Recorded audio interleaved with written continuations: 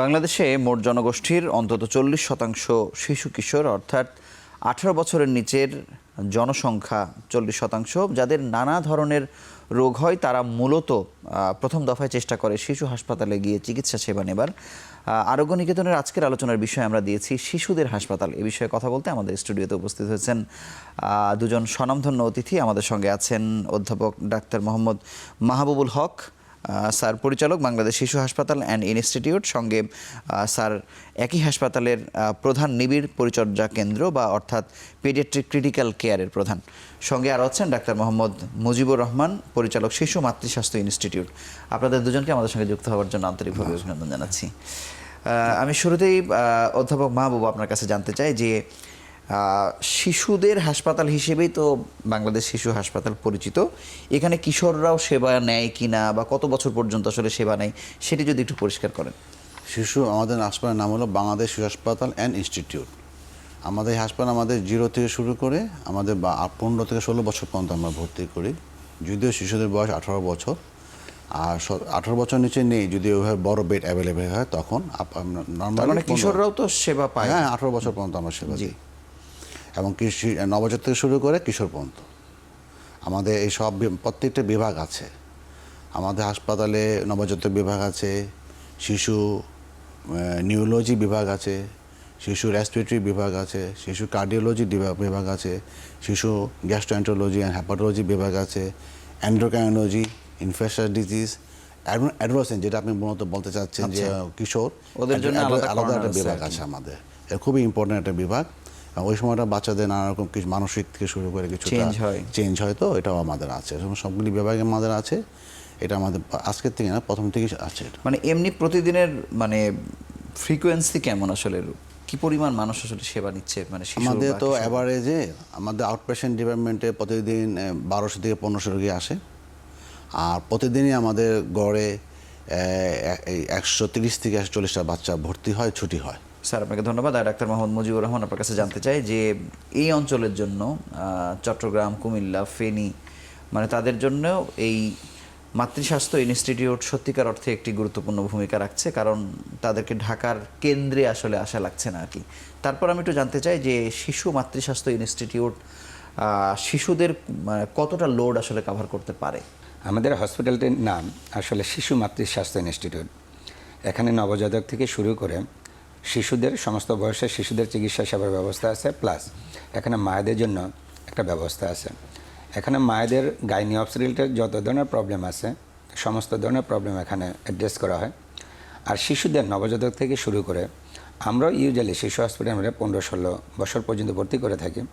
Special কেসে আমরা 18 even 20 বছর পর্যন্ত আমরা আসলে কেবিনে ভর্তি দেওয়ার আমাদের ব্যবস্থা আছে।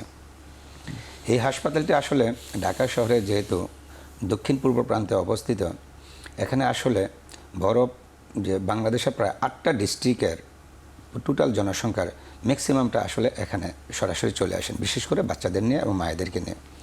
সেই ক্ষেত্রে আমরা নারায়ণগঞ্জ, মুন্সিগঞ্জ, নরসিংদী, কুমিল্লা, ফেনী, লক্ষ্মীপুর, নোয়াখালী এই সমস্ত এরিয়ার লোকজন এখানে খুব বেশি আসেন, আর চাঁদপুরের লোকজনও এখানে বেশি আসেন। আমাদের একটা বড় এখন সুবিধা হলো যে একটা পর্যায়ে যখন আসলে ফ্লাইওভার ছিল না, তখন এই ঢাকা শহরে যাত্রাবাড়ি জ্যামে পড়ে অনেক বাচ্চা আসলে লস হইতো বা মরে যেত বা খুব। কিন্তু এই যখন এই হাসপাতালটি যখন 1998 সালে তৈরি হয়, তখন সার্ভিসের মান আস্তে আস্তে বৃদ্ধি পেতে থাকে। প্রফেসর MQ তালুকদার স্যার ছিলেন এর উদ্যোক্তা এবং জাতীয় অধ্যাপক স্যার। এই স্যারের নেতৃত্বে এই হাসপাতালটি তৈরি হয় এবং আজ পর্যন্ত আমরা সেবা দিয়ে আসছি। এই হাসপাতালটি আসলে বেশ ভালো একটা ভূমিকা রাখতেছেন মা এবং শিশুদের চিকিৎসা ক্ষেত্রে। এখানে NICUর আবার আলাদা একটা, আমাদের যে ডিপার্টমেন্টগুলোর মধ্যে NICU যেটা নবজাতক আমরা বলে থাকি যে ইন্টেনসিভ কেয়ার ইউনিট বা নবজাতক ICU, এটার আলাদা একটা বৈশিষ্ট্য আছে। অন্যান্য হাসপাতালের মতন যে ঢাকা শিশু হসপিটাল বা BSMO বা ভার্ডেমেন বা ঢাকা মেডিকেলের NICUর মতো যেমন সমস্ত সেবা আছে, একটা এক্সট্রা 2টা সেবা এখানে অ্যাভেলেবেল। একটা হলো এখানে পথ নবজাতক যারা, তাদেরকে এখানে চিকিৎসা করার জন্য আলাদা সম্পূর্ণ একটা ব্যবস্থা আছে। পথ নবজাতক বলতে আমরা মানে যে বাচ্চাগুলো কিছু নবজাতক যেগুলো অ্যাবান্ডেন্ট নবজাতক, আমি আপনাদেরকে কয়েকটা টিভিতে এর আগেও বলেছিলাম যে গত 8 বছর আমি প্রায় 41 জন রাস্তাঘাট থেকে কুড়ে আনা নবজাতককে চিকিৎসা দিয়েছি এখানে। আমার কাছে কিছু নবজাতকের ছবি রয়েছে যেগুলো আসলে ওই যে পা খেয়ে ফেলছে শিয়ালে, হাত খেয়ে ফেলছে শিয়ালে, মাথা এখানে পাথর দিয়ে আঘাত করে মাথা ফেটে দিয়ে তাকে লাউ কুমড়ার সাথে ফেলে দিয়েছিল। এই নবজাতকগুলো আলহামদুলিল্লাহ এই 41টা নবজাতকের মধ্যে মাত্র 4টা নবজাতক মারা গেছে, আর বাকি 37টা নবজাতকের বেঁচে এই আছে। নবজাতকদের আপনারা কি করেছেন পরে? তাদের তো পরিচয় নেই আসলে। তাদের পরিচয় নেই, তাদের প্রথমে চিকিৎসা দিয়ে সুস্থ করা, এটা ছিল প্রথম কাজ। সুস্থ হওয়ার পরে তারা কোর্টের মাধ্যমে, আইনের মাধ্যমে ওদেরকে বিভিন্ন জায়গায় দত্তক দেওয়ার ব্যবস্থা করা হয়েছে। এবং এই সমস্ত ক্ষেত্রে যে বাচ্চাগুলো মারা গেছে এর মধ্যে একটা বাচ্চা নিয়ে অবশ্য একটা মামলাও আছে, যে যে সে আসলে আঞ্জুমান মফিদুল্লাহ ইসলামের মাধ্যমে তাকে দাফন করা হয়েছিল। কারণ এগুলো যেহেতু তার ব্যবহারে তাহলে এটা থাকে, তাহলে ওই জন্য ওটা ভালো দিক যেমন আছে, যেমন খুব খুশি লাগে যে এইরকম বাচ্চাগুলোকে চিকিৎসা দিয়ে সুস্থ করতে পারে, হেল্প করতে পারছি। কিন্তু আবার অসুবিধার মধ্যে হলো যে এখন আমাকে কোর্টে আইনি দৌড়াতে হয়, জটিলতায় পড়া আর কি। আমি শুধু এই জায়গায় একটু জানতে চাই যে মানে এই উদ্যোগটা বা এই অভিনব কায়দায় সেবা দেওয়ার মানে এই প্ল্যানটা আসলে কোথা থেকে এলো? এই প্ল্যানটা আসলে আসছে হলো আমার ব্যক্তিগত উদ্যোগে। এটার ইতিহাসটা ছিল এরকম যে একদিন আমি হঠাৎ সকালবেলা গাড়ি নিয়ে যাচ্ছিলাম কোনো একটা জায়গায়, তো হঠাৎ করে আমার গাড়ির চাকার নিচে একটা ইট পড়ে যায়, খুব ভোরবেলা তো খুব বিকট শব্দ হয়। তখন আমি হঠাৎ করে গাড়ি থেকে নেমে যাওয়ার পর আমি চাকার নিচে ইট আছে কিনা এটা খুঁজতে গেছি, কিন্তু এর মধ্যে শুনতেছি পাশে একটা ডাস্টবিনে একটা বাচ্চার কান্না। আচ্ছা, বাচ্চার কান্না, সেটা 2016 সালে বাচ্চার কান্না। তখন আমি একটু এগিয়ে গিয়ে দেখি যে ওইখানে কি যেন নড়তেছে একটা পলিথিনের ভিতরে। পরে আশেপাশে সিকিউরিটি নিয়ে ওই পলিথিনের ব্যাগ খুলে দেখি যে ওখানে লাউ কুমড়া যে উচ্ছিষ্ট আছে এর মাঝখানে ভিতরে একটা বাচ্চা রেখে দিয়েছে। তখন এই বাচ্চাটাকে নিয়ে যায়, প্রথমে তাকে আমি নিয়ে সেই বাচ্চাকে বাঁচানো সম্ভব সেই হয়েছিল? বাচ্চাটা বাঁচানোর সময় সেই বাচ্চাটা বয়স এখন আলহামদুলিল্লাহ বাচ্চাটা বেশ বড় হয়েছে। বাচ্চাটা এখন ওকে লালন পালন করার জন্য এখন ও একটা সম্ভ্রান্ত পরিবারে বড় হচ্ছে, এটা বলা যাবে না। আচ্ছা, ইটস ওকে। খুব ভালো লাগলো আর কি শুনে। আরেকটা উদ্যোগ ছিল যে বাংলাদেশের প্রথম শরীয়সম্মত মানে মায়ের দুধ স্টোরেজ সেন্টার। হ্যাঁ, ওইটা বিষয় স্যার আমি স্পেশালি আপনার কাছে আসবো। অধ্যাপক ডাক্তার মাহবুবুল হক, আপনার কাছে একটু জানতে চাই যে শিশু হাসপাতাল সম্পর্কে মানুষের একটি ভ্রান্ত ধারণায় আসলে আছে যে কেন শিশু হাসপাতালে বেশি টাকা দিয়ে সেবা নিতে হচ্ছে, সেটি কেন শিশু ঢাকা মেডিকেলের মতো না বা অন্যান্য সরকারি হাসপাতালের মতো না, এই বিভ্রান্তিটা আসলে কি, বা আপনি যদি একটু পরিষ্কার করেন। আমি আপনাকে বলি, বাংলাদেশ শিশু হাসপাতাল ইনস্টিটিউট আগে নাম ছিল ঢাকা শিশু হাসপাতাল এবং Bangladesh institute of child health. জি, এটা প্রতিষ্ঠিত হয়েছিল 1972 সনে। কিছু আমাদের সমাজসেবী এবং কিছু চিকিৎসক, তোফার আহমেদ স্যার ছিলেন এর মূল। তারপর ধীরে ধীরে এটা বাড়তে বাড়তে এখন কিন্তু আমাদের 680 বেড হয়েছে। তো এখানে প্রথম দিকে এটা ছিল বেসরকারি, তারপর হয়েছিল কিছুটা অটোনোমাস, সরকারি সাহায্য হতো। এটা কিন্তু সরকারি হাসপাতাল না, ঢাকা মেডিকেল সরকারি, আমাদের সরকারি হাসপাতাল না। তবে 2021 সনে এসে এটা সংসদে বিল পাস হয়ে আমাদেরকে বলা হয়েছে যে সংবিধিবদ্ধ প্রতিষ্ঠান হিসেবে আমরা এখন প্রতিষ্ঠিত। এখানে আমাদের পেইং বেড আছে, ফ্রি বেড আছে। অর্থাৎ আমাদের কিন্তু পুরা সাহায্য সরকার আমাদের কিছু সাহায্য করে অর্থনৈতিকভাবে, কিন্তু পুরাটা দেবে না, কারণ এটা সরকারি হাসপাতাল না। তো আমাদের কিছুটা আর্ন করতে হয়। এই জন্য আমাদের পেইং বেড আছে আরও 60% মতো, 35% আমাদের আছে হলো ফ্রি বেড। ওই বেড ভাড়াটা আসলে কেমন স্যার? পেইং বেডে 700 টাকা প্রতিদিন, কেবিনে আছে 2000 থেকে শুরু করে 4000 5000 পর্যন্ত। আইসিইউ আমাদের কিন্তু শিশু হাসপাতালে একটা বড় সাপোর্ট হলো মানুষের জন্য আইসিইউ। আমাদের বিভিন্ন ধরনের আইসিইউ আছে। নিউনেটাল আইসিইউ যেটা মজিব বলে ওখানে আছে, এটা শিশু হাসপাতালে বাংলাদেশের প্রথম, মানে স্কেবু সার্ভিসটা। তারপর গ্রাজুয়ালি পরে আইসিইউ ডেভেলপ করেছে, এনআইসিইউ, আর giant paediatric ICU, critical care nephrology ICU, cardiac ICU, respiratory ICU, আমাদের এই নিয়ে অনেকগুলো আইসিইউ বেড আছে। এই ধরনের পার্থক্য কি ঢাকা মানে ঢাকা মেডিকেলে আছে নাকি শুধু ঢাকা মেডিকেলে এনআইসিইউ আছে, পরে হয়েছে, স্কেপ আগেও ছিল। Dhaka medical paediatric critical care PICU develop হয়েছে গত 3 বছর ধরে। মানে সবগুলো আপনাদের এখানে আছে যে আলাদা আলাদা যে ভাগগুলো? সবগুলো আলাদা ভাগ আছে এবং এই আইসিইউতে কিন্তু কিছু বেড ফ্রি, কিছু বেড পেইং। এই পেইং বেডগুলো ভাড়া আমাদের আনুমানিক একটু বেশি, তবে বাইরে প্রাইভেট তুলনায় অনেক কম। আচ্ছা, কিন্তু সরকারের সাথে চিন্তা করে তো সরকার তো ফ্রি, আমাদের একটু ভাড়া নিতেই হয়, আমাদের তো সার্ভাইভ করতে হবে, কিছু ইনকাম করতে হবে হাসপাতাল পরিচালনা করার জন্য। এই জন্য তুলনাভাবে একটু রোগীরা আসে আমাদের কাছে সরকারি মনে করে, কিন্তু যখন দেখে আমাদেরকে একটু পে করতে হচ্ছে তখন তাদের কাছে খটকাটা লাগে, মনে হয় যে টাকা খরচ হচ্ছে বেশি, বা টাকাটা হয়তো হাসপাতাল কেন এত বেশি কেন দিচ্ছে। কিন্তু আমাদের তো পুরোপুরি সরকারি না, কিন্তু বাংলাদেশে আপামর জনগণ জানে শিশু হাসপাতাল সরকারি। আমরা এইভাবে এই যে নাম পরিবর্তনের কারণটা কি স্যার? মাঝখানে নাম বলছে সংসদে বিল পাস হয়ে, যেহেতু এটা আগে কোনো সংসদে আইনসম্মত ছিল না আমাদের এটা, আচ্ছা। এই আইনের আওতা আনতে গিয়ে নামে কিছুটা পরিবর্তন হয়েছে। মানে পরিবর্তন করে মানে ওই সময় আসলে নতুন করে আবার এটা বিল পাস হয়েছে, আমাদের সংবিধিবদ্ধ প্রতিষ্ঠান হিসেবে এটাকে এখন স্বীকৃতি দেওয়া হয়েছে। স্যার ধন্যবাদ। ডাক্তার মোহাম্মদ মুজিবুর রহমান আপনার কাছে জানবো যে শিশু মাতৃস্বাস্থ্য ইনস্টিটিউটে মায়েদের সেবা থাকার কারণে শিশুদেরকে যে অনেক আগে থেকে চেক করা, একেবারে মায়ের পেট থেকে বা তারও আগে থেকে প্ল্যানিং পর্যায় থেকে, মানে এক্ষেত্রে মানে মায়েদের সেবা এবং শিশুদের সেবা একসাথে থাকলে একটি সুস্থ শিশু জন্মদানের ক্ষেত্রে কি ধরনের সহায়ক ভূমিকা পালন করতে পারে এই ইনস্টিটিউটটি? সুন্দর একটা প্রশ্ন। আসলে যদি মা এবং শিশু যদি একসাথে চিকিৎসার ব্যবস্থা থাকে তাহলে এটা আসলে অতুলনীয়। কারণ মা যদি থাকে তাদেরকে প্রথমে হলো ইউজুয়ালি তারা, যেহেতু এখানে মা ও শিশু হসপিটাল, যেহেতু শিশু হসপিটাল, উনি কিন্তু আসলে একজন মা বা যিনি আসলে এখন ধরেন একজন ওনার এখন রিসেন্টলি বিয়ে হতে যাবে বা বিয়ে করবেন, উনি এর আগে থেকে কিন্তু প্ল্যান করতে পারেন। আবার যখন বিয়ে হয়ে গেল তো উনি কিন্তু অ্যান্টিনেটাল কেয়ার এই হাসপাতালে নিতে পারেন। যদি মিনিমাম 4টা অ্যান্টিনেটাল কেয়ার অর্থাৎ গর্ভাবস্থায় যদি সেবা নেওয়া যায় তাহলে বাচ্চাটা আসলে কোনো সমস্যা হবে কি না, তার ডেলিভারির কোনো সমস্যা হবে কি না, জন্মগত কোনো সমস্যা হবে কি না, বা তার বড় ধরনের কোনো সার্ভিস লাগবে কি না, উনি আগে থেকেই জানতে পারবেন। সেই ক্ষেত্রে ওনার প্রিপারেশন নেওয়াটা খুব সহজ হবে। প্লাস এখানে যেহেতু মা শিশু একসাথে চিকিৎসার সুযোগ আছে, সেই ক্ষেত্রে এখানে একটা নবজাতক ডেলিভারি হওয়ার পর ইমিডিয়েটলি কোনো সমস্যা হলে সাথে সাথে এখানে এনআইসিইউ সেবা বা মায়েদের সাথে সেবা দিয়ে রাখার একটা সুযোগ আছে। সেই ক্ষেত্রে আমি মনে করি যে শিশু হসপিটালের সাথে বা শিশুর সাথে যদি মায়ের চিকিৎসার ব্যবস্থা থাকে তাহলে সেই ক্ষেত্রে সুস্থ এবং ভালো শিশুর জন্মদানের ক্ষেত্রে একটা ভালো ভূমিকা রাখতে পারে। একটা বিষয় কি আপনার এমন মনে হয় যে শিশুদের যারা চিকিৎসক তাদেরও আসলে নলেজ শেয়ারিং এর ক্ষেত্রে এটি একটি গুরুত্বপূর্ণ ভূমিকা পালন করে, যে এই শিশুটির কোন কোন ধরনের সমস্যা হচ্ছে, এটি কত আগে প্রিভেন্ট করা সম্ভব গাইনোকোলজিস্টদের মাধ্যমে, মানে এই জায়গাতে কোনো ভূমিকা আছে কিনা? এই যে বিশাল বড় একটা ভূমিকা আছে, কারণ এটাকে আসলে টেক্সট বুক বা এই যে নবজাতকের যে বড় বই রবার্টন বলা হয়, এই বইয়ে একটা চ্যাপ্টারই আছে নিওনেটোলজিস্ট অ্যাজ এ গাইনোকোলজিস্ট। আচ্ছা, অর্থাৎ একজন নবজাতক বিশেষজ্ঞ দিলে তার গাইনের অর্থাৎ অবস্টেট্রিক্সের কিছু একটা সার্ভিসের এটা জানতে হবে যে মায়েদের কোন সমস্যা হলে বাচ্চার কী সমস্যা হতে পারে, আর কোন সমস্যার কারণে বাচ্চার সমস্যার কারণেও মায়েরা সমস্যা পড়বে কিনা, এটা একটা ধারণা পাওয়া যায়।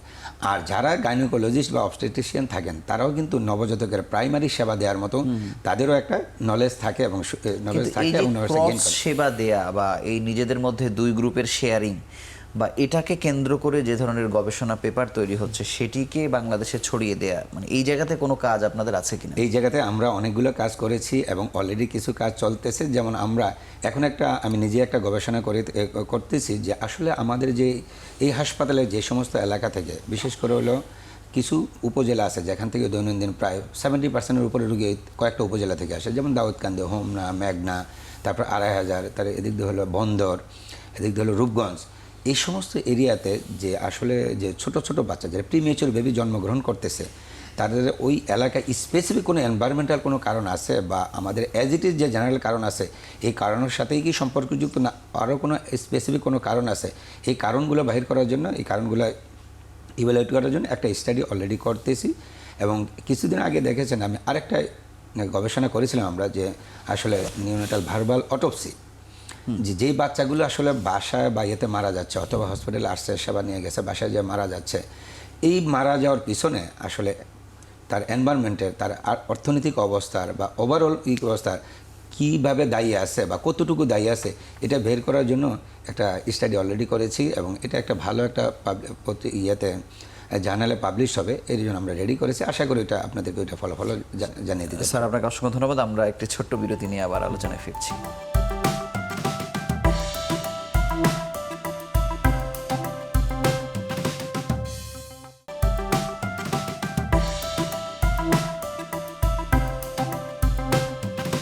অধ্যাপক ডাক্তার মাহবুবুল হক, নাম যেমন পরিবর্তন হয়েছে হাসপাতালের, সেবার দিক থেকে মানে একেবারে সম্প্রতি মানে 2-1 বছর 5 বছরের মধ্যে নতুন কি পরিবর্তন আসলে হাসপাতালে এসছে?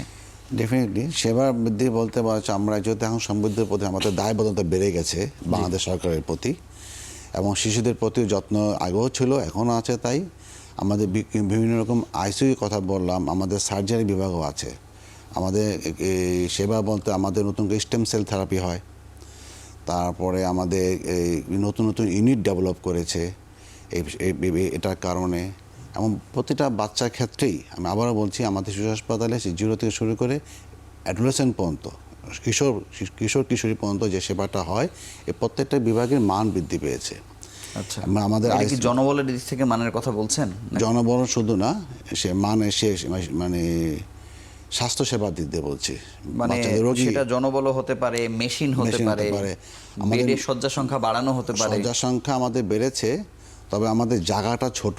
একই জায়গার ভেতরে আমরা ধীরে ধীরে শয্যা সংখ্যা বাড়াচ্ছি, তো যেমন একটু এটা একটা কনস্ট্যান্ট হয়ে গেছে আমাদের জন্য, একটু সমস্যা হয়ে যায় বেশি বেড, আর এরপরে আর বেড বাড়াতে পারবো না যদি নতুন কোনো বিল্ডিং না হয়। স্যার, আপনাদের হাসপাতালের সাথে জমি জমা সংক্রান্ত কোনো ডিসপিউট আছে কিনা? একটা ডিসপিউট আছে আমাদের সাথে, যে আমাদের যে হোস্টেল, যেখানে আমাদের চিকিৎসক এবং নার্সরা থাকেন, ওইখানে আমাদের নিটোরের যে ডাক্তার পঙ্গু হাসপাতালের চিকিৎসক নার্সরাও থাকেন, ওইটা কম্বাইন।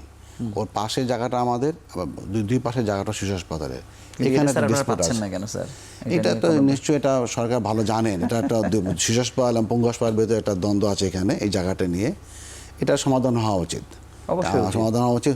হলে আমাদের শিশু হাসপাতালে আমরা স্ট্রাকচার বাড়াতে পারি। কারণ বাংলাদেশে, আমি আবার বলছি, যেহেতু জনগণ জানে এটা সরকারি, পুরা বাংলাদেশে সব পুরো আনাচে কানাচে, দক্ষিণ না, দক্ষিণ উত্তর পূর্ব সবখান থেকে এখানে রোগী আসেন। তো আমরা যদি আরো বড় করতে পারি, আরো বেড দিতে পারি, তার ডেফিনেটলি বাংলাদেশের জনগণ সার্ভিস পাবে। পঙ্গু হচ্ছে তাদের প্রতি আমরা শ্রদ্ধা রেখে বলছি, সেটির সংখ্যার থেকে শিশুদের যত ধরনের রোগ, সেই সংখ্যাটি অনেক বেশি। তো অনেক বেশি। বাংলাদেশের পপুলেশনে তো, যেহেতু আপনি প্রথম শুরুতে বলেছেন 40% মতো শিশু, তো তারা তো সেই সার্ভিসটা পেতে হবে। সেই সার্ভিস পেতে কোথায় যাবে? যেখানে বিশেষায়িত হাসপাতাল আছেন। তো সেই হিসাবে তারা শিশু হাসপাতাল, ICMH এইসব প্রতিষ্ঠানে যান। সরকারি হাসপাতাল তো আছে, ঢাকা মেডিকেল কলেজ আছে, সলিমুল্লাহ মেডিকেল কলেজ আছে, সরদ্দি মেডিকেল কলেজ আছে, কিন্তু সব সংখ্যা তো সিট সংখ্যা অপ্রতুল বটে। মানে বাংলাদেশের জনসংখ্যার তুলনায় তো আমাদের সরকারি এবং বেসরকারিভাবে শয্যা সংখ্যা তো কম, এই জন্যে এটা বিরাট চাপ যায় আমাদের উপরে। ধন্যবাদ। ডাক্তার মুজিবুর রহমান, আপনার কাছে জানতে চাই যে আপনারাও কোন পর্যায়ে সেই রোগীকে বাংলাদেশ শিশু হাসপাতালে মানে আপনাদেরকে রেফার করতে হয়, মানে কতদূর সেবা দেবার পরে, আর আপনারাও যাতে এই রেফারটা করতে না হয়, আপনারা কোন কোন ডেভেলপমেন্টের মধ্যে আছেন? তা আমরা আসলে এটা ICMS বা তার কলেবর প্লাস সার্ভিসের মান দিন দিন বৃদ্ধি করে যাচ্ছে। বিশেষ করে হলো এই সরকার পরিবর্তনের পরে ওখানে আমাদের একটা আমূল পরিবর্তন আনার একটা সুযোগ তৈরি হয়েছে, এবং উপদেষ্টা স্যারের সাথে প্লাস আমাদের সচিব মহোদয় স্যারের সাথে আমরা এই বিষয়গুলো নিয়ে আলাপ করেছি। এবং আমাদের বেশ কিছু, যেমন এই হাসপাতালটিকে আমরা এখন 200 শয্যা অলরেডি আছে, 200 শয্যার মধ্যে কিন্তু রুগী ভর্তি থাকে প্রায় 250-র উপরে। এই হাসপাতালটিকে 500 বেডে উন্নতি করার জন্য একটা অলরেডি প্রশাসনিক অনুমোদন অলরেডি আমাদের উপদেষ্টা, মাননীয় উপদেষ্টা ম্যাডাম অলরেডি নীতিগত একটা ভাবে উনি একটা অনুমোদন দিয়েছেন। আশা করি ইনশাল্লাহ নেক্সট বোর্ড মিটিংয়ে এটা একটা ফয়সালা হবে। তো আমাদের এখানে যে সার্ভিসগুলো আগে ছিল, যে সার্ভিস আগে শুধুমাত্র মায়েদের সিজার বা মায়েদের নর্মাল ডেলিভারি এটা নিয়ে শুরু করি প্রথমে, তারপর গাইনির কিছু অপারেশন। কিন্তু এখন আমাদের এখানে ইনফার্টিলিটি সেন্টার গাইনিতে ডেভেলপ করেছে গাইনি অফসে, প্লাস গাইনি অফসে আরেকটা সার্ভিস আমরা এখন গাইনি অনকোলজি চালু অলরেডি করেছি এবং সেটা আরোই করব। আর শিশুদের ক্ষেত্রে একটা আমূল পরিবর্তন এসেছে। শিশুদের একটা সময় এখানে শুধুমাত্র জেনারেল পেডিয়াট্রিক্স নামে একটা ছিল, কিন্তু এখন পেডিয়াট্রিক নিউরোলজি, পেডিয়াট্রিক আপনার কার্ডিওলজি, পেডিয়াট্রিক পালমোনোলজি এটি শুরু হয়েছে, গ্যাস্ট্রোন্টারোলজি শুরু হয়েছে, হেমাটো-অনকোলজি অল্প শুরু হয়েছে। সবচেয়ে বড় এখানে ট্রিটমেন্টাস উন্নতি হয়েছে আসলে NICU বা নবজাতক নিয়ে।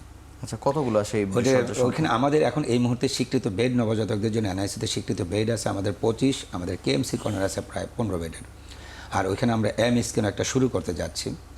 আর আমি মনে করি যে ICMS-এর যে NICU বা নবজাতক যে এটা আছে, ওইটাকে আসলে আমরা আলাদা বিভাগ হিসাবে ওটাকে পাওয়ার জন্য অলরেডি আমাদের বোর্ডে প্রস্তাব পাঠানো হয়েছে। আশা করি এই বোর্ড মিটিংয়ে এটা হয়তো হয়ে আসলে আমরা ওইখানে নবজাতক বিভাগ হিসাবে যদি পেয়ে যাই, তাহলে আমরা নবজাতকের জন্য আবার আলাদা ডিগ্রি, যেটি এমডি নবজাতক খোলার একটা সুযোগ হবে বা রেসিডেন্সি নবজাতক খোলার সুযোগ হবে। সেই ক্ষেত্রে আমাদের ম্যান পাওয়ারের অনেক একটা ভালো ম্যান পাওয়ার পাওয়া যাবে, সার্ভিসও পাওয়া যাবে।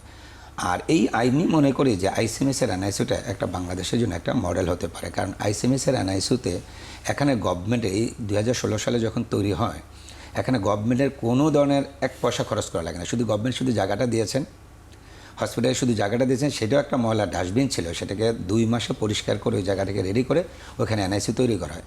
ওই এনআইসিতে সমস্ত যন্ত্রপাতি অদ্যাবধি পর্যন্ত যন্ত্রপাতি আসতেছে। ইনস্টিটিউট নিজে কিনেছে আর কি? না, জয় করে। ইউনিসেফ, সেভ দ্য চিলড্রেন, ও, আচ্ছা। কয়েকা, তারপর ওয়ার্ল্ড ব্যাংক, তারপর হচ্ছে আপনার ইউএসএইডস, ইউএসআইডি, ওদের কাছ থেকে আসলে নিয়ে এটাকে করা হয়েছে। সর্বশেষ আমরা একটা হাই ফ্রিকোয়েন্সি ভেন্টিলেটর, বাংলাদেশে খুব কম হসপিটালেই আছে নবজাতকদের জন্য, একটা ভেন্টিলেটরের দাম ৬২ লক্ষ টাকা। এটা আইডিএলসির মতো একটা ফাইন্যান্স কোম্পানি আমাকে দিয়েছে। তবে এটার জন্য আমাকে আসলে অনেক পরিশ্রম করা লাগছে, ধারে ধারে যে 8 বছর তাদের জায়গায় বিভিন্ন জায়গায় লেগে থাকতে হয়েছে, খুঁজে খুঁজে নিয়ে এসে করা যাচ্ছে। আর এখন যে বাচ্চারা সার্ভিস পেয়েছেন গত 8 বছরে, এখানে প্রায় 20,000 নবজাতক ইন হাউস সার্ভিস নিয়েছে যারা ভর্তি ছিল, আরও প্রায় 35,000 নবজাতক আউটডোর সেবা পেয়েছে। কিন্তু এত কিছুর পরও আসলে আমাদের এখনও আসলে বেড অপ্রতুল। এখনও প্রায় প্রতিদিনে 10 থেকে 15, 20, 25, 30 জন বাচ্চাকে বিভিন্ন জায়গায় রেফার করা লাগতেছে, ঢাকা মেডিকেলে, ঢাকা শিশুতে, তারপর ইয়েতে। কিন্তু আমরা যদি আলহামদুলিল্লাহ আশা করতেছি যদি আমাদের এই 500 বেডে উন্নীত হয়, আমরা যদি আলাদা একটা নবজাতক বিভাগ পেয়ে যাই, তাহলে আমরা একটা এই যে স্কিমও শুরু করতে পারলে ওইখানে আরও 15-20টা বেড দিতে পারবো। কেএমসি কর্নারটা ফুল ফ্লারিশ করতে পারলে, যদি ম্যান পাওয়ার পাওয়া যায়, তাহলে আমরা এই করতে পারলে আমরা আশা করতেছি আরও বেশি নবজাতকের চিকিৎসা দিতে পারবো, এবং এটা আমাদের জন্য একটা স্যার উপকার। আপনার কাছে আসবো। আমি অধ্যাপক ডাক্তার মোহাম্মদ মাহবুবুল হক।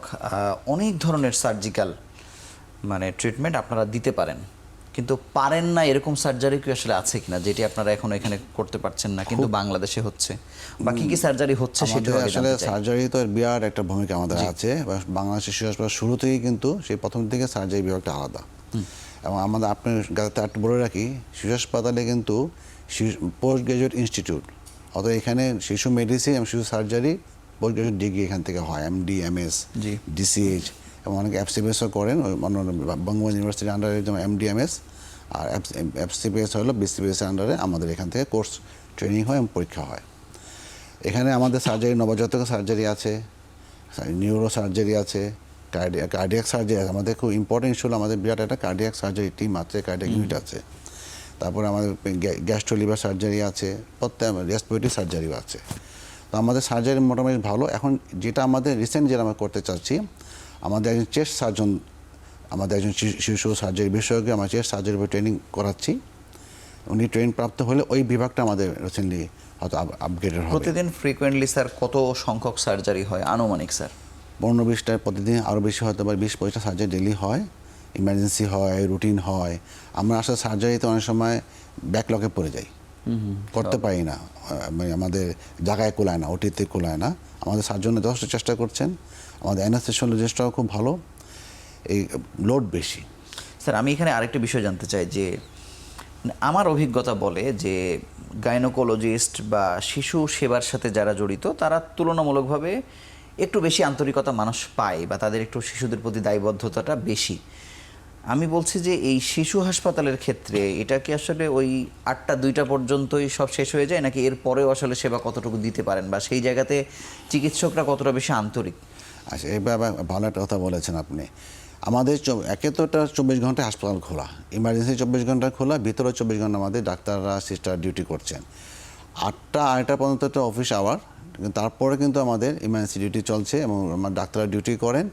এবং আমাদের রেজিস্ট্রাররা যাদের অ্যাডমিশন ডে থাকে, ওদের অ্যাডমিশন ডেতে রেজিস্ট্রার এবং রেসপেক্টিভ কনসালটেন্ট, অ্যাসোসিয়েট প্রফেসর প্রতি রাউন্ডে আসে। আমাদের একটা রোস্টার করা থাকে, যে রোস্টারে কিন্তু ডিউটি ডাক্তার ছাড়াও আমাদের যারা associate professor, assistant professor, consultant প্রতিদিন রাউন্ডে আসে সন্ধ্যার পরে ওই অ্যাডমিশন রোগীগুলো দেখার জন্য। এবং এটা গত কয়েক বছর ধরে চলে আসছে, এটা কন্টিনিউ হচ্ছে। দ্বিতীয় একটা হলো যেটা আপনার সার্ভিসের ব্যাপারে, এই আমাদের একটা এক্সাম্পল দিই, আপনি আন্তরিকতা বললেন তো, বলছি যে গত পরশুদিন একটা সৈনিক, বাংলাদেশ আর্মির এক সৈনিক, তার 11 মাসের বাচ্চা, সৈনিকের হাতে মোবাইলটা পড়ে গেছিলো। মোবাইলে যে আমার সিম ঢোকায় যে ক্যাসেটটা, ওই 11 মাসের বাচ্চা ওই ক্যাসেটটা মুখে দিয়ে দিছে। ঠিক আছে, এটা কিন্তু এটা মেটালিক এবং শার্প, দিয়ে তার গলা আটকে গেছে। সে 2 দিন ধরে ঘুরেছে বাংলাদেশে, এখানে সেখানে, এটা তো আটকে গেছে, তো কেউ তো বের করতে পারছে না। সন্ধ্যা 7টার সময় সে আমাদের সঙ্গে ইমার্জেন্সিতে আসছে। যথাযথ আমার চিকিৎসক এক্সরে করে দেখে গলা আটকে গেছে। সে ওভার টেলিফোন কিন্তু আমার যারা যে ব্রঙ্কোস্কোপি, সে মনে করছে ফুসফুসের নালীতে আছে। সে প্রথম ফোন দিল আমার ব্রঙ্কোস্কোপি কনসালটেন্ট, ডাক্তার সেতুকে। আবার লেটার রিভিউ করা হলো, দেখা গেলো না, ওটা ফুসফুসে নালীতে নাই, ওটা গলায় আটকেছে। আমাদের যে গ্যাস্ট্রোএন্টারোলজি ডাক্তার সালাউদ্দিন বাবলু, উনিও দেখলেন, এবং সব কিন্তু ফোনে হচ্ছে প্রথমে। উনি বলেন যে এটা ইএনটি ডাক্তার করতে পারবেন। তো আমাদের ইএনটি যে কনসালটেন্ট আছে ডাক্তার আরিফুজ্জামান, তাকে জানা হলো, উনি চেম্বার রেখে, আমার অ্যানেস্থেসিওলজি ডিপার্টমেন্ট চেম্বার রেখে 8টার সময় সবাই হাসপাতালে আসলেন, 2 মিনিটের মধ্যে বের করে ফেলেছে। আপনাকে তার মানে এটা একটা সবাই আন্তরিকতা বলেন বলে সেই কথা চিকিৎসকের প্রতি কৃতজ্ঞতা, এবং আসলে এরকম বাংলাদেশ আসলে আমরা চাইছি, বা যে জন্য আসলে এত মানুষের জীবন দেয়া আসলে। এটা একটা এক্সাম্পল দিলাম, আমি প্রায় কিন্তু আমাদের এটা হয় ধন্যবাদ। যে ফরেন বডি অ্যাসপিরেশনটা। স্যার আপনাকে ধন্যবাদ। আমি ডাক্তার মোহাম্মদ মুজিবুর রহমান, আপনার দীর্ঘদিনের যুদ্ধ আপনি করে আসছেন মিল্ক ব্যাংক প্রতিষ্ঠার জন্য আর কি। রাইট। মানে আমি এত বিস্তারিত কি হয়েছে না হয়েছে এগুলোতে জানতে চাই না। আপনি মাঝখানে আপনার সঙ্গে বিভিন্ন গণমাধ্যম কর্মী হিসেবে সেই সেমিনারগুলোতে আমার আসলে যাওয়ার সুযোগ হয়েছে। সবশেষ মানে মিল্ক ব্যাংক প্রতিষ্ঠার কোন জায়গাতে আপনারা আছেন, বা যদি একটু ছোট করে যদি মিল্ক ব্যাংক সম্পর্কে আরেকবার একটু ধারণা আমাদেরকে দেন। আসলে যে মিল্ক ব্যাংক তো আমরা এটাকে এখন আর বলতেছি না, আমরা আসলে শরিয়াসম্মত মিল্ক স্টোরেজ সেন্টার আমরা বলতেছি। কারণ এটার আসলে এইটা আসে, ওই চাহিদাটা তৈরি হয় ওই যে বললাম 2016 সালে, যখন আসলে ওই যে পথ নবজাতক নিয়ে যখন কাজ শুরু করি, যে বাচ্চাগুলো সুস্থ হচ্ছে, চিকিৎসা দিচ্ছে, কিন্তু তাদের বুকের দুধ তো নেই, খাবে কোথায় থেকে? বুকের দুধের অভাবে দেখা যাচ্ছে বাচ্চাগুলো আবার অসুস্থ হয়ে যাচ্ছে। আবার অনেক মা আছে তার বাচ্চাকে দুধ দিতে পারতেছেন না, মানে ইমিডিয়েটলি দুধ আসতেছে না। এটা তো এই সংখ্যা তো অনেক, এই সংখ্যা অনেক, কিন্তু তাদেরকে একটু কাউন্সিল করে, তাদেরকে মেসেজ দিলে, তাদেরকে দিলে সে দুধটা সংগ্রহ করা যায়। তো মায়েরা তো আসলে ওই যে যেখানে স্ক্যান ও এনআইসিও আছে, মায়েরা তো পাশে থাকেনি। তো তাদের মায়েদের দুধগুলো যদি সংগ্রহ করে রাখা যায়, এটা যদি যথাযথ আইডেন্টিটি মেনটেন করা যায়, তাদেরকে যদি দেওয়া যায়। ইসলামে তো শুধু বাধা একটা জায়গায়, যে যিনি মিল্ক নেবেন এবং মিল্ক দিবেন তারা কিন্তু আপন মা, আপন ভাই বোন হয়ে যান। বাচ্চাগুলো আপন ভাই বোন হয়ে যান, বাচ্চারা যারা থাকেন মা কিন্তু নিজের মা হয়ে যান। তো ওই ধারণা, ওইটা যদি মেনটেন করা যায়, তাহলে সেটা ইসলামে আর কোনো বাধা নেই। তো ওইটাকে আসলে ওভারকাম করার জন্য আমরা বিভিন্ন মুফতি, বিভিন্ন টাইপের যারা আসলে ওলামা ইকরাম আছেন, তাদের সাথে আমরা বসেছি, করেছি। তারপরে সর্বশেষ আপনি দেখেছেন যে আমরা একটা ইন্টারন্যাশনাল একটা কনফারেন্সে, এখানে একটা বিভিন্ন দেশের আলেমগণ এবং যারা এইগুলো নিয়ে কাজ করেন উপস্থিত ছিলেন। সর্বশেষ ইসলাম ফাউন্ডেশনে একটা মিটিং হয়েছিল, যেখানে বাংলাদেশের শিশু বিশেষজ্ঞ প্লাস ইসলামিক চিন্তাবিদগণ উপস্থিত ছিলেন। তাদের সর্বসম্মতিক্রমে ওই ইসলামিক ফাউন্ডেশন থেকে সর্বসম্মতিক্রমে এসেছেন যে আসলে যদি প্রপারলি ডাটা মেনটেন করা যায় এবং জীবন রক্ষার্থে যদি মানে সিলেক্টিভ শুধুমাত্র যাদের মায়ের বুকের দুধ না দিলে আসলে তাদের জীবন বিপন্নপন্ন হবে বা বিপদাপন্ন হবে, এরকম ক্ষেত্রে এটা দেওয়ার একটা ইসলাম ফাউন্ডেশন থেকে মোটামুটি একটা প্রপোজাল রেডি হয়েছে, এবং এটা এখন মন্ত্রণালয়ে আছে। যে ইসলাম ফাউন্ডেশনের যে আগের যিনি ছিলেন, এই মুফতি ছিলেন, জি, উনি পাঠিয়ে দিয়েছেন, এবং আমাদের কাছে একটা কাগজও অলরেডি এসেছে যে ওনারা নীতিগতভাবে আসলে জিনিসটা যদি আমরা শরীরসম্মত উপায়ে যদি এগিয়ে নিতে পারি, তাইলে আসলে কোনো বাধা থাকবে না, এবং এটা উপকারের জন্য হবে। মানে এটা অনেক দূর এগিয়ে গেছে, অনেক দূর এগিয়ে গেছে। এখন বাকিটুকু যদি আমরা যদি সবাই মিলে, যদি আপনারা যারা বিশেষ করে গণমাধ্যম কর্মী যারা আছেন, তারা যদি একটু ভালো সাপোর্ট দেন, যে এটার উপকারিতা অনেক বেশি, এবং শুধু একটা যে দুর্বল সাইড আছে সেটাকে আমরা কাভার দেওয়ার জন্য যত ধরনের আপনাদের সাজেশন, যত ধরনের আপনাদের উপমা আছে, সেটা যদি আমাদেরকে দেন, দিতে পারলে তাহলে আমরা এই কাজটা এগিয়ে নিতে আমরা পারি। এই বিষয়ে আলাদা করে একদিন আরো কথা বলবো। আমরা চাই যে এটি বাংলাদেশে বাস্তবায়ন হোক, কারণ এখানে জীবন রক্ষার প্রশ্ন। আমরা এটার সহযোগী আসলে হতে চাই। আপনাকে ধন্যবাদ। আমরা আরো একটি ছোট্ট বিরতি নিয়ে আবার আলোচনায় ফিরছি।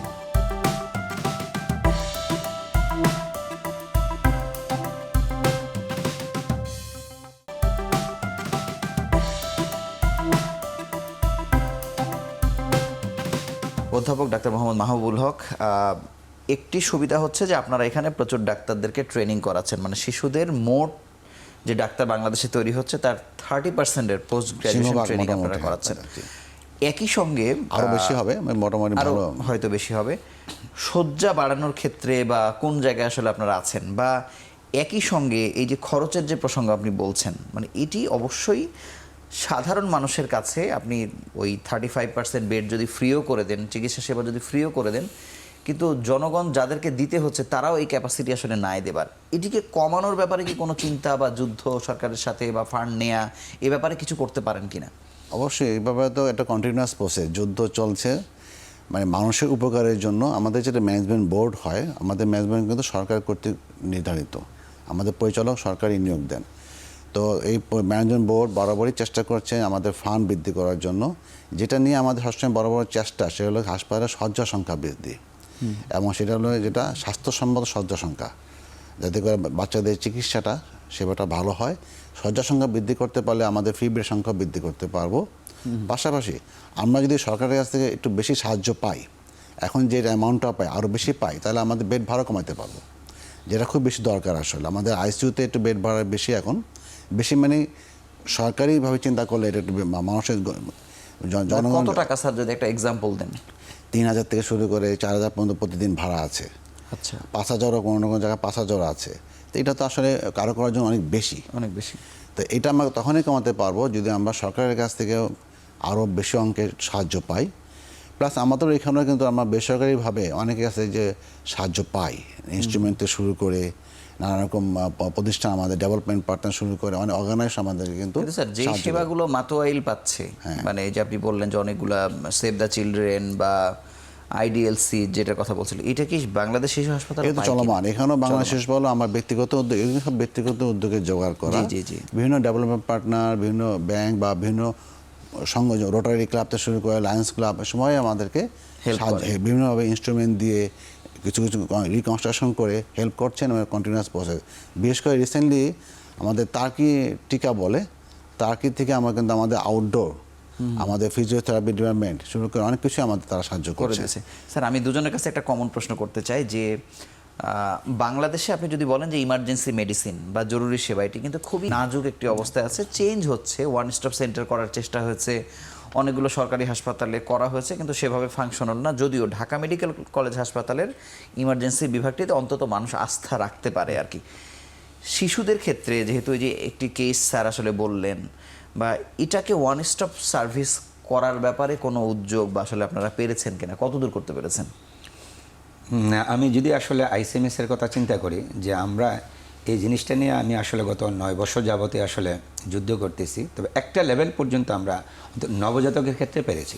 আচ্ছা, একটা নবজাতক ইমার্জেন্সিতে আসলে ওইখানে অক্সিজেন সাপোর্ট বা মেশিনের সাপোর্ট দিয়ে তাকে এনআইসিইউ পর্যন্ত নিয়ে আসা এবং তাকে ভর্তির আমার সমস্যা হচ্ছে সিট থাকলে তাকে সমস্ত সার্ভিস এখানে দেওয়ার সুবিধা আছে, কারণ আমার এখানে নবজাতকের, আমাদের যেহেতু একটা শিশু সার্জারি ডিপার্টমেন্ট আছে, আমার নবজাতকের স্যার আমি বলতে চাচ্ছি এইভাবে যে একটা শিশু বা নবজাতকের যদি পরীক্ষা নিরীক্ষাও করা লাগে সেটি একই রুমে, জি, ওটার জন্য আমাদের আসলে একটা চেষ্টা চলতেছে। আমরা সম্ভব হয়নি এখনো পুরোপুরি সম্ভব হয় না, তবে একটা লেভেল পর্যন্ত এখন আমরা নবজাতকে যদি ইমিডিয়েটলি, যেমন আমরা সিবিসি, ইলেকট্রোলাইজ, তারপর blood gas analysis, bilirubin, emergency যে টেস্টগুলো দরকার হয়, সেরাম ক্যালসিয়াম, এগুলো মোটামুটি আমরা ইনহাউস এনআইসির ভিতরে এখন মোটামুটি ম্যানেজ করতে পারি।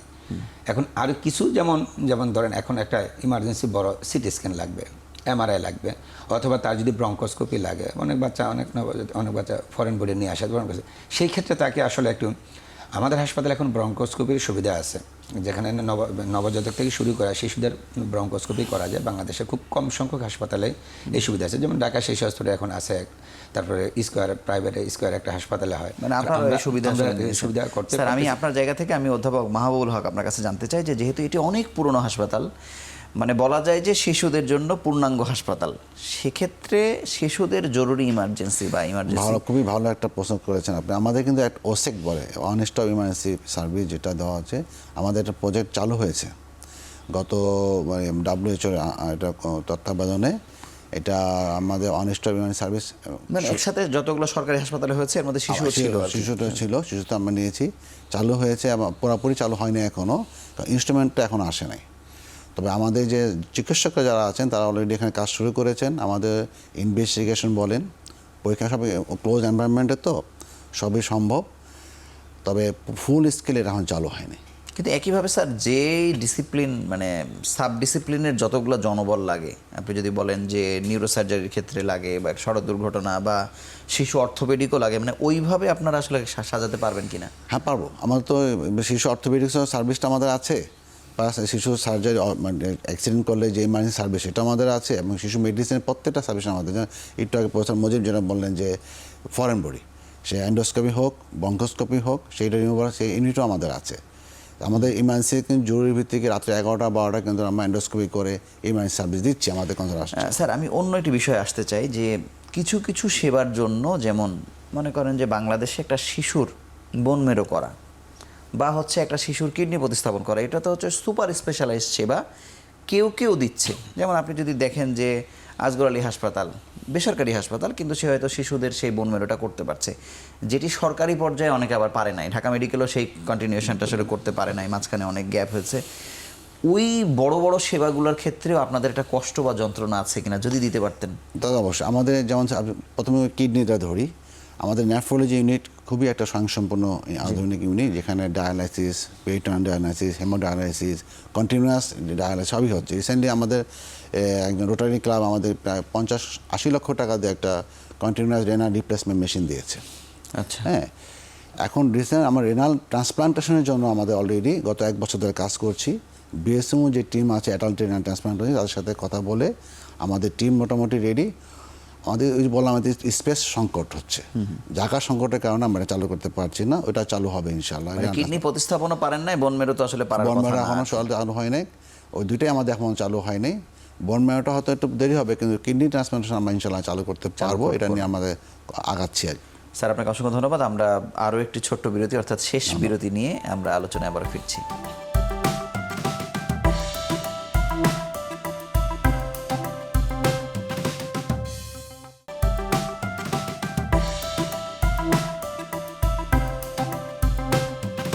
ডাক্তার মোহাম্মদ মুজিবুর রহমান, শিশু মাতৃ স্বাস্থ্য ইনস্টিটিউটের সব থেকে বড় পরিচয় যে তালুকদার স্যার, জাতীয় অধ্যাপক, তার হাতে গড়া প্রতিষ্ঠান। অনেক রকম যুদ্ধ আসলে করে উনি এই প্রতিষ্ঠানটা করেছেন, এবং আমরা ইনস্টিটিউটটা আসলে সরেজমিনে দেখে মনে হয়েছে যে একটি আন্তর্জাতিক মানের একটি ইনস্টিটিউট হওয়ার জন্য যত কিছু ইনফ্রাস্ট্রাকচার করা দরকার উনি এটা করে গেছেন। কিন্তু এখান থেকে যারা বের হয়েছেন, একেবারে বাংলাদেশের শীর্ষ গাইনোকোলজিস্ট বলেন বা শিশু বিশেষজ্ঞ বলেন, তাদের অনেক দিনের একটা আক্ষেপ আমরা বারবারই শুনি যে স্যারের গড়া প্রতিষ্ঠান যেমনভাবে থাকার কথা ছিল তেমনটি নেই। মানে এই যে যন্ত্রণা, তাদের প্রত্যেকটি মানুষের এই যন্ত্রণা আসলে আছে। আমি নিজে যাদের সঙ্গে আমার ব্যক্তিগত পরিচয় আছে, এটি কেন, বা এটি শেষ হয়েছে কিনা, বা এটি শেষ কি আদৌ হবে কিনা, বা সেই জায়গাতে ফিরতে পারবে কিনা এই প্রতিষ্ঠান, একেবারে সংক্ষেপে যদি বলেন। সুন্দর একটা প্রশ্ন করেছেন। আসলে এটা শুধু আক্ষেপ ম্যাডাম স্যার যারা চলে গেছেন, যেমন বিশেষ করে সুফিয়া ম্যাডাম প্রায় বলে থাকেন, এআরএম লুৎফুল কবির স্যার বলে থাকেন, তারপরে আরও যারা নাজনীন কবির ম্যাডাম বলে থাকেন, হোসনারা ম্যাডাম বলে থাকেন, যে ওনারা আসলে ওইখানে বিভিন্নভাবে ইনভলভ ছিলেন। কেউ বা হসপিটালের নির্বাহী পরিচালক বা পরিচালক ছিলেন, কেউ বা ডিপার্টমেন্টের হেড ছিলেন। যে আসলে এই সার্ভিসটুকু যে আমরা আসলে আন্তর্জাতিক মানের, প্লাস ওকে যে আসলে আরেকটু সুপার স্পেশালাইজড হাসপাতাল হিসাবে এটা গড়ে তোলার যে একটা প্রত্যয় ছিল তালুকদার স্যারের, সেটা থেকে বিচ্যুত হওয়ার অনেকগুলো কারণ ছিল। এক ছিল যে আসলে এখানে জনবল নিয়েই প্রথম থেকে একটাই, যে আসলে একটা গ্রুপ রেভিনিউ, আরেকটা গ্রুপ নন রেভিনিউ, একটা কন্ট্রাক্ট, একটা এই ঝামেলা একটা। দ্বিতীয় নাম্বার কথা হচ্ছে কিছু পলিটিক্যাল ইস্যু ছিল। যখন যিনি আসতেন তার নিজের মতো করে ওটাকে করে দিয়ে যে আসলে হাসপাতালটাকে বা ইনস্টিটিউটটাকে এটাকে করার জন্য যে একটু বড় মানে দৌড়াদৌড়ি করা প্লাস বিভিন্ন জায়গায় লবিং করা, সেই জিনিসগুলো আসলে হয়ে ওঠে নাই। কারণ বাংলাদেশে কোনো কিছু আসলে নিজে যদি আজ উদ্যোগী হয়ে যদি না করেন তাহলে সেটা, যেমন আমি এসে শুরু করেছিলাম। আমি এসে শুরু করার পরে আপনারা অলরেডি শুনেছেন যে অলরেডি 500 বেড করার জন্য, প্লাস এটা সুপার স্পেশালাইজ করা হাসপাতাল হিসেবে করার জন্য বিভিন্ন ডিপার্টমেন্টগুলোকে এনরিচ করার জন্য ব্যবস্থা করেছি এবং করার চলমান আছে প্রসেস। আশা করি ইনশাল্লাহ আগামী 5 বছরের মধ্যে এই স্যারদের ম্যাডামদের এই আক্ষেপগুলো থাকবে না।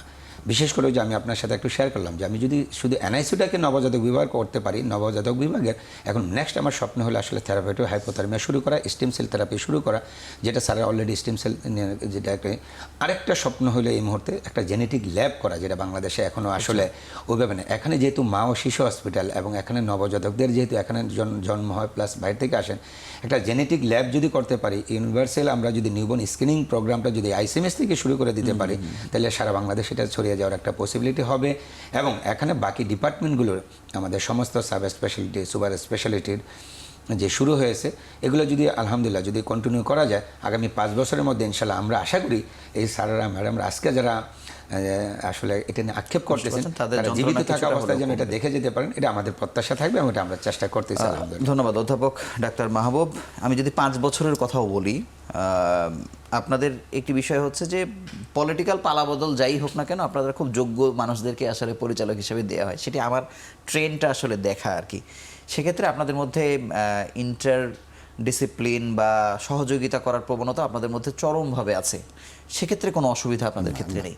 আপনারা 5 বছরের মধ্যে এই হাসপাতালকে কোথায় নিয়ে যেতে চান? সেটি খরচের ক্ষেত্রে, সেবার ক্ষেত্রে কোথায় দেখতে সেবার চান? ক্ষেত্রে তো মূলত খরচটা তো কমানো একটা টার্গেট জনগণের স্বার্থে, আর সেবা ক্ষেত্রে প্রতিটা সার্ভিসটাকে আধুনিকায়ন করা, এটা আমাদের মূল অংশ। একটা প্রথম সাইডে আমাদের ইমার্জেন্সি সার্ভিসটাকে আমরা আধুনিকায়ন করতে চাই, যাতে করে একটা বাচ্চা আসলে ওই একটা সার্ভিসে তার সম্পূর্ণ চিকিৎসা দিতে পারি।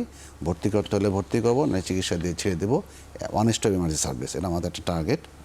দ্বিতীয়টা হলো যেটা জেনেটিক অ্যানালিসিস বলো ডক্টর মুজিব, আমরা অলরেডি একটা মেশিন কেনার জন্য অর্ডার দিয়ে দিয়েছি। আমাদের যেহেতু হেমাটোজংক্রিন ইউনিট আছে, তো ওইখানেও আমাদের থ্যালাসেমিয়া সেন্টার আছে। আমাদের কিছু জেনেটিক অ্যানালাইসিস দরকার পড়ে, কিছু ইনবর্নের অনেক নিউরোলজি অনেক কেস আছে যেগুলো আমাদের জেনেটিক অ্যানালাইসিস প্রয়োজন পড়ে, সেখানেও আমাদের একটা স্টেপ আছে।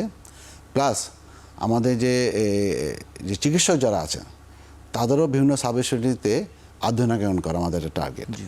রোগীর সার্ভিসের পাশাপাশি তাদেরকেও আমাদের স্কিল বাড়ানো আমাদের টার্গেট। দ্বিতীয় হলো আমাদের প্রত্যেকটা ডিপার্টমেন্টকে, আবার বলছি, প্রত্যেকটা ডিপার্টমেন্টকেই স্বয়ংসম্পূর্ণ করা, এই ইনস্ট্রুমেন্টাল ওয়াইজ এবং স্কিল ম্যান পাওয়ার ওয়াইজ। এই স্বয়ংসম্পূর্ণ করতে গেলে আমাদের বিভিন্ন সাহায্যের প্রয়োজন পড়ে, এবং সেই উদ্যোগে আমরা মাঠে নেমেছি। অর্থাৎ আমাদের যাতে শিশু এসে একটা হাসপাতালে স্বয়ংসম্পূর্ণভাবে চিকিৎসা পায়, খুশি মনে ফেরত যায়, এটাই আমাদের মূল টার্গেট। আপনাকে ধন্যবাদ এবং আপনাদের দুজনকে আমাদের সঙ্গে যুক্ত হওয়ার জন্য আন্তরিকভাবে অভিনন্দন জানাচ্ছি। আপনাকে ধন্যবাদ।